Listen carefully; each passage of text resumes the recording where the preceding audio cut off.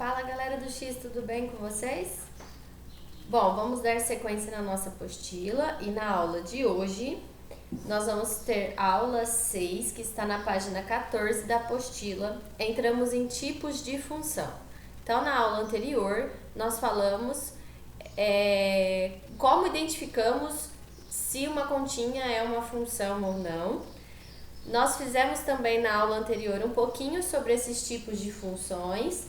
Trabalhamos também um pouquinho com esse diagrama de Venn, que é o que vocês estão vendo aí na apostila.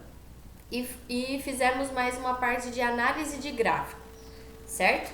Então, nós vamos retomar daí e abranger um pouquinho mais em tipos de função. Então, vamos lá. Uma função ela pode ser classificada de acordo com o seu domínio e o seu contradomínio e o seu conjunto imagem. Então, vamos voltar um pouquinho nesse conceito que vocês viram lá na aula do Podô. Para eu identificar o meu domínio e o meu contradomínio, é necessário que eu analise o x e o y. Então, o x é o meu conjunto domínio e o y é o meu contradomínio. E o conjunto imagem é o resultado dessa continha. Então, aqui na apostila de vocês, ó, dá pra gente ver um pouquinho sobre isso, ó. Função injetora. Cada y pertence ao conjunto imagem e está associada a um único valor de x. Função injetora é representada por diagramas. Então, a injetora, o conjunto imagem é diferente do contradomínio, a injetora, e eu tenho só um valor de x que satisfaz um valor de y. E pode sobrar gente do y sem receber flechinha, ó. Vocês estão vendo aqui? Então, aqui é o x e aqui é o y. Então, vamos supor que o x é... Vamos pôr um exemplo aqui, ó. Vamos supor que o x é 1, 2, 3 e 4.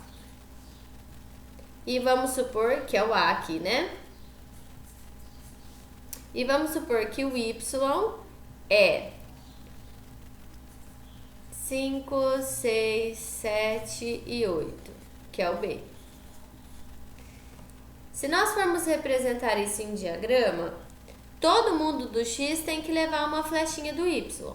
Mas para ela ser injetora, não é todo mundo do y que precisa receber flechinha, tá? Igual esse exemplo que tá aqui, ó. Todo mundo do x precisa levar pelo menos uma flechinha para o y para ela ser função, tá? Ela pode levar uma ou duas. Para ser injetora, ela precisa levar apenas uma flechinha. Então, vou anotar aqui, ó. Para ser injetora,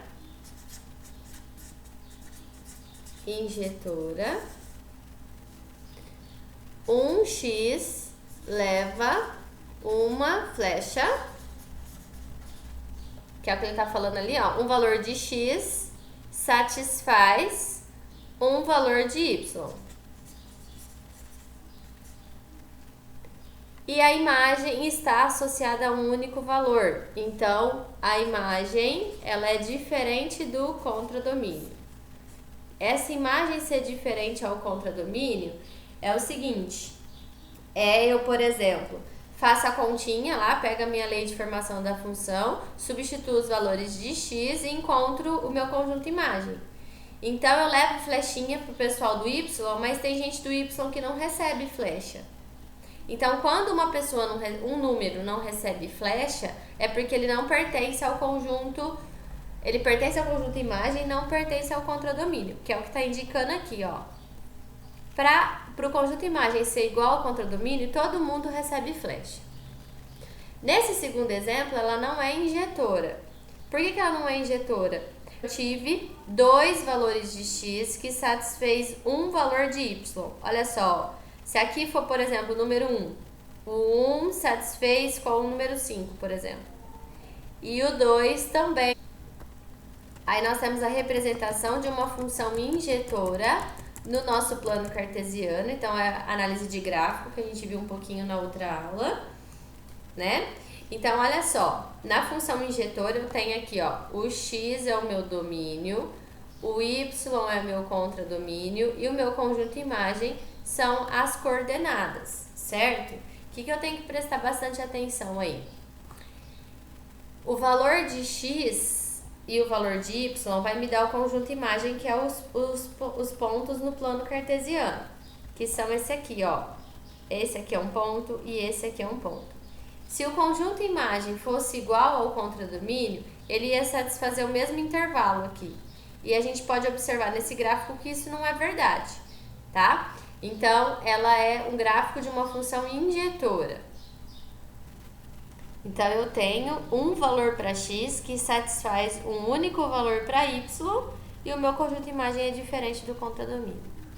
No contra-exemplo, a função ela não é injetora porque eu tenho dois valores de x que satisfaz um único valor de y. Ó, y1 é igual ao y2. Então, vamos supor que aqui é o 5 que eu falei para vocês. O x1 aqui vai ser 1 e o x2 aqui vai ser o 4, por exemplo. Então, quando o x1 é 1 e o x2 é 4, o y é 5. Então, eu tenho dois valores de x que satisfaz um de y. Então, não pode ser. Esse é um gráfico de uma função sobrejetora, que é o que nós vamos ver agora, ó. A função sobrejetora, ela é sobrejetora se e somente se o conjunto imagem for igual ao contradomínio. E isso significa que todo elemento de y estará associado a algum valor de x. Então, eu tenho um exemplo. Eu posso ter dois valores de x que satisfazem um valor de y. Então, vou anotar aqui, ó. Sobrejetora. A sobrejetora. A imagem, ela é igual ao contradomínio. E eu posso ter dois valores de x que satisfaz a um y. Ou posso falar igual aqui, né? Que eu posso ter dois valores de x que leva uma flecha para y. Tanto faz. Vou deixar só assim indicado que já dá para entender. Então eu tenho aqui o diagrama de Venn que representa isso. Os dois exemplos aí, ó. Aqui nesse aqui, ó, o menos 3 e o 3 satisfaz no menos 9. E no contra-exemplo, há uma informação importante. Como o conjunto imagem é igual ao contradomínio, todo mundo aqui tem que receber flecha do y. Não pode sobrar ninguém sem, tá? E aqui vocês podem ver que não sobra ninguém sem receber flechinha. Se sobrar alguém sem receber flecha, é porque não é sobrejetora. Tá bom? Eu costumo brincar assim, ó. A função injetora, a gente forma parzinhos e sobra uma pessoa solteira. Sobra sempre gente solteira, ó. Na sobrejetora, a gente forma parzinho, não sobra ninguém solteira, só que tem gente levando chifre, ó. Tem duas pessoas saindo com o mesmo cara. Tem duas meninas saindo com o mesmo cara. E na injetora, então na bijetora, ninguém leva chifre e forma parzinho certinho, ó. Então na bijetora, é como se fosse uma junção das duas, ó. Bom, na bijetora, então, a imagem, ela é igual ao contradomínio. E eu tenho um valor de x que satisfaz um valor de y. Então, eu tenho um x que leva uma flechinha para o y. Então, aqui forma parzinho e ninguém recebe chifre. Olha no diagrama, isso é visível. E no gráfico, pessoal, olha só. Aqui é o domínio, aqui é o contradomínio. Vocês podem observar que o conjunto imagem, ó, se a gente passar uma retinha aqui, ó, nós vamos ter um ponto do x que satisfaz um ponto do y. Então, isso é bijetora, tá? Então, se eu passar uma retinha aqui, um pontinho só vai satisfazer um pontinho do y e um pontinho do x. Então, é um valor de x que satisfaz apenas um valor de y. Bom, então continuando aí na apostila, a função sem classificação, algumas funções elas podem não ter nenhuma dessas classificações, tá? Então toda função afim, em que o a é diferente de zero, ela é bijetora. Essa informação é importante. Deixa eu anotar aqui, ó. Toda função afim,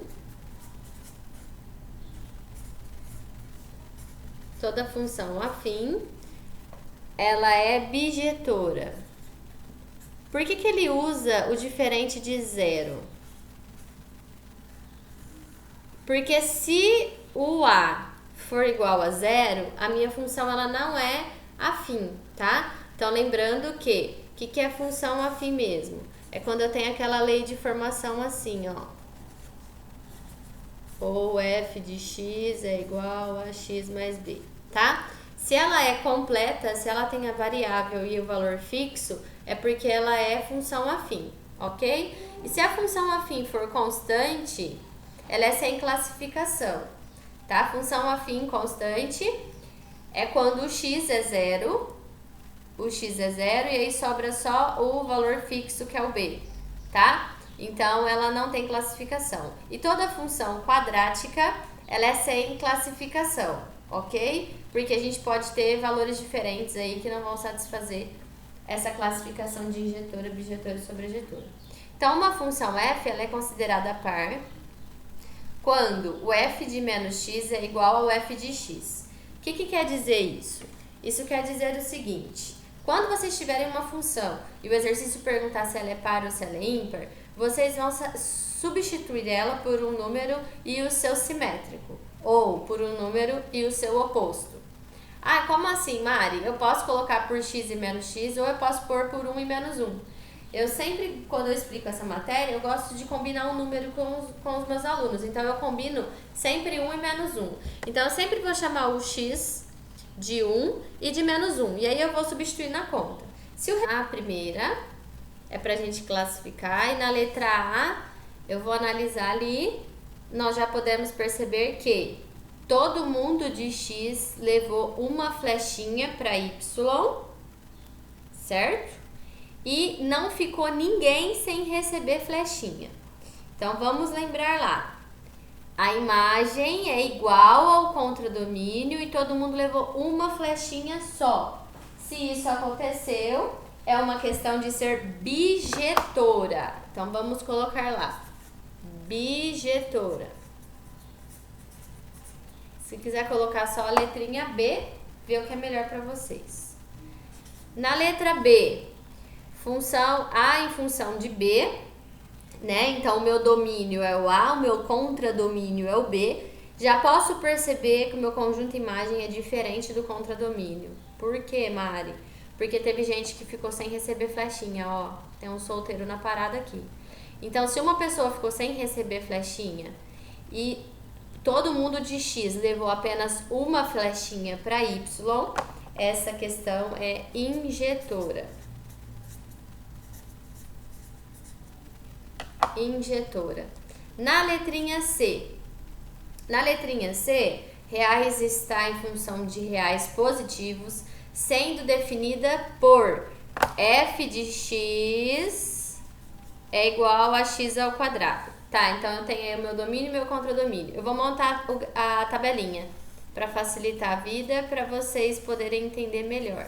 Eu vou fazer isso só nessa, as outras vocês fazem aí. Opa, não tem y ao quadrado não. Aí depois vocês fazem essas aí praticando, tá? É tudo a mesma forma de resolver. Vou fazer essa, depois eu pulo lá para F, que é a análise de gráfico, e aí vocês terminam as outras. Como a gente já tinha falado sobre isso, quando ele não dá o valor de x, a gente vai colocar sempre os mesmos valores, tá? Então, nós vamos colocar sempre do menos 2 até o 2, porque aí eu consigo analisar tudo sem precisar fazer nenhum outro tipo de conta. Então, eu vou pôr aqui menos 2 ao quadrado, menos 1 ao quadrado, 0 ao quadrado, 1 ao quadrado e o 2 ao quadrado. Então, isso aqui vai dar menos 2 com menos 2, 4, menos 1 com menos 1, 1, 0 vezes 0, 0, 1 vezes 1, 1, 2 vezes 2, 4, certo? Então, se a gente for montar lá o diagrama de Venn, ó, onde eu tenho aqui o A e o B, ou o X e o Y, aqui valor de X, menos 2, menos 1, 0, 1 e 2, e aqui 0, 1 e 4. Então, olha só, quando o X é menos 2, o y é 4. Quando o x é menos 1, o y é 1. Quando o x é 0, o y é 0. Quando o x é 1, o y também é 1. Quando o x é 2, o y é 4. Então, olha só.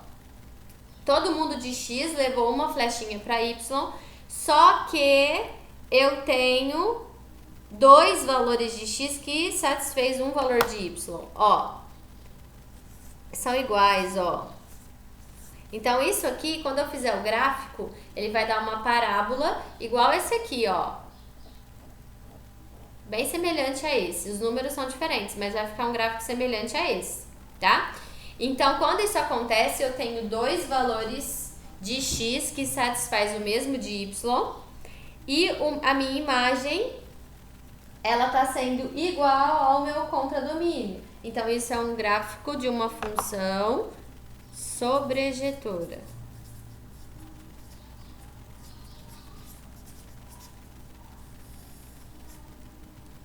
Certo? Agora eu vou pular lá para outra, ó, vou pular para F. Então, vamos analisar a F. Bom, na F aí, o que nós vamos analisar?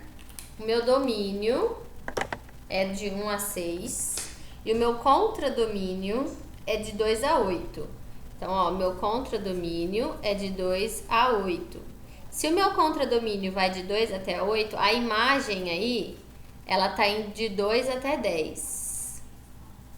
Então, eu já posso perceber que a minha imagem é diferente do meu contradomínio, tá?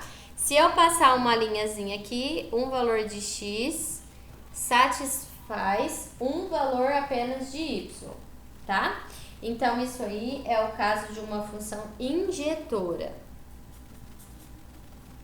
Opa, injetora.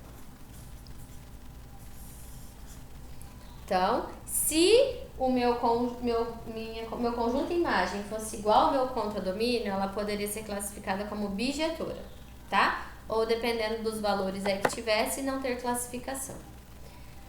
Vamos lá.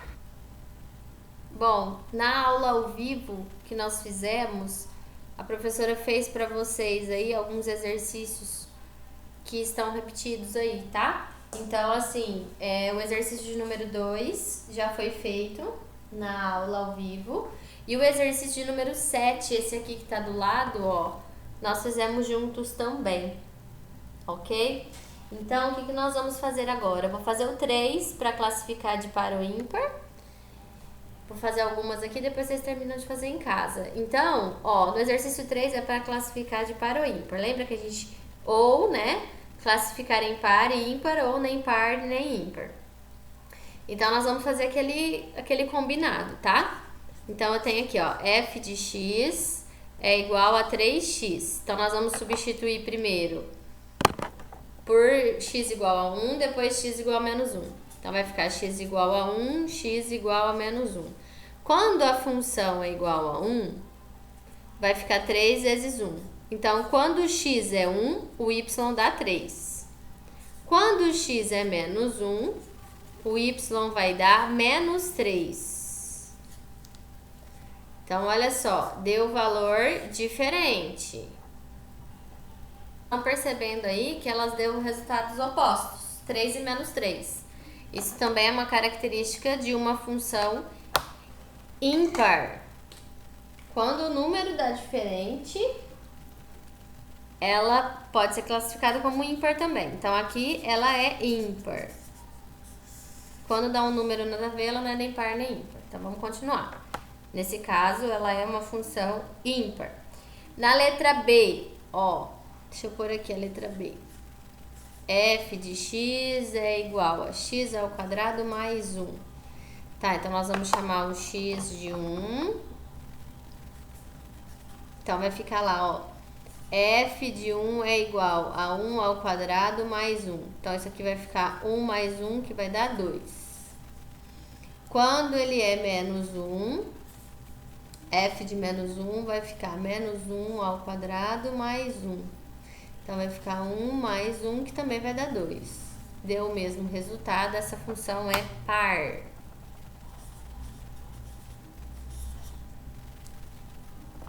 Muito bem. Vou fazer mais uma, tá? Vou fazer essa letrinha C. Letrinha C. Dá pra fazer mais duas. Vou fazer a C e a D, depois vocês vão terminar e vão dar sequência nos exercícios. Bom, a C, f de x é igual a menos x ao cubo. Vocês estão vendo que o menos tá aqui fora? Então, a gente tem que fazer uma regrinha de sinal aí. Então, eu vou chamar aqui, ó. Quando x é 1, então vai ficar f de 1 é igual a menos 1 ao cubo. Ó, fica assim. Então, f de 1 vai ficar menos 1. Quando x é igual a menos 1, o f de menos 1 vai ficar menos 1 ao cubo. Então, o f de menos 1 vai ficar menos com menos 1, ó. Então, fica mais 1. Então, essa função oposta, ela é ímpar. Ok? E vamos pegar essa f aí pra fazer, ó. Pra terminar esse exercício. A f é y igual a 1 sobre x. Se eu chamo x de 1, y é igual a 1 sobre 1. Y é igual a 1. Se eu chamo de menos 1, y é igual a 1 sobre menos 1. Y é igual a menos 1. Então, ela é ímpar. Nós não achamos nenhuma que não é, dessas que eu fiz, não deu nenhuma que não é nem par nem ímpar. Mas a hora que vocês forem resolver aí, tem chance de vocês encontrarem. Então, presta atenção nessa resolução aí, ok? Bom, então tem bastante exercício para vocês praticarem aí, tá? Presta bastante atenção para terminar esses exercícios. Depois dos exercitando, tem o gabarito. Esse exercício 7 nós já fizemos. Ah, o 6 também. Na aula ao vivo a gente já fez o 6 e o 7, tá? Então é só dar sequência nesses outros aqui pra gente terminar essa parte de injetor, objetor e sobrejetor. E par e ímpar, né? Então, bons estudos aí e até a próxima aula. Até mais. Um beijo.